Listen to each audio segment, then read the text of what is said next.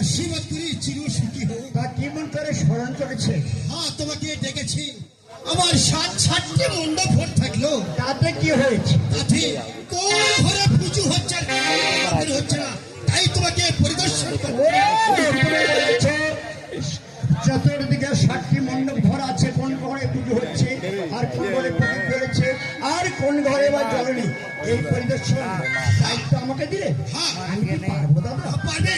ঠিক আছে, তোমাকে সেই সেই অভয় দান করে যাবো, তুমি পারবে। ঠিক আছে দাদা বাবু, আপনি একটু আশীর্বাদ করবেন।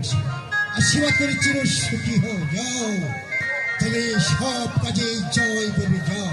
তবে শোনো দূর, চললাম ওই যে আমরা খেয়ে দাঁড়িয়ে আছি, আমরা চললাম সেই দেরি ভবন করতে।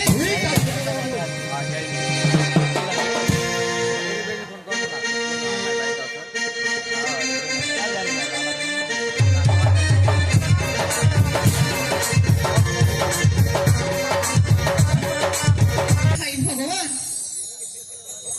দেখি সে আমার স্বামী গিয়েছে সে দেয় ভ্রমণ করতে।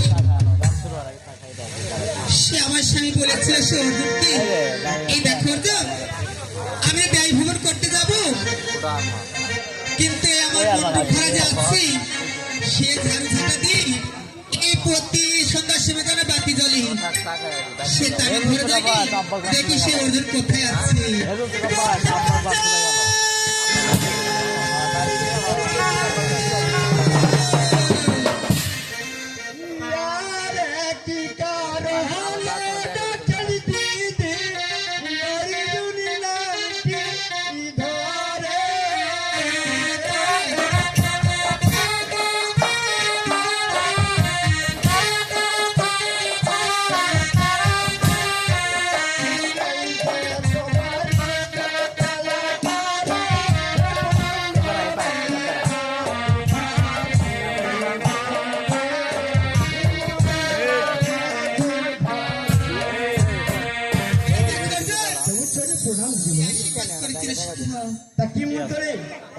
এই চিল্লাতে এত সুন্দর হলে এই দেখো অর্জুন, কেন?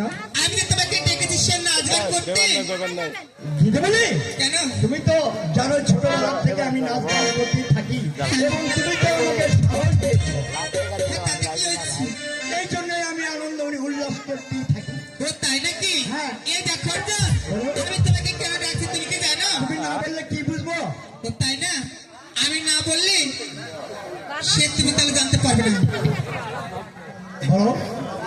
ঠিক আছে, এই দেখো অর্জুন, বলো আমি তুমি। তোমাকে বলেছি এই জন্য ডাকছি, এই যে তোমার দাদা গিয়েছে সে কৈলাসী, ও, আমার দাদা বাবু গিয়েছে এই দেশ ভ্রমণে। হ্যাঁ, কিন্তু একটি কথা, তোমাকে কি বলেছিল? আমাকে বলেছে আমার বাড়ির চতুর্দিকে দেখবে 60টি মণ্ডপ ঘর হইল, কোন ঘরে পুজো হচ্ছে আর কোন ঘরে বা পুজো হয়নি, এই দায়িত্ব তোমার কাছে রইল। তাই নাকি? হ্যাঁ দিদি। এই দেখো অর্জুন, বলুন। সে প্রতি সন্ধ্যার সময় তুমি কি সে মণ্ডপ ঘরে গিয়েছিলে? আরে গেলাম বা কখন, সবে মাত্রই তো দাদা বাবুর কাছ থেকে ফিরে আসলাম। তাই নাকি? হ্যাঁ।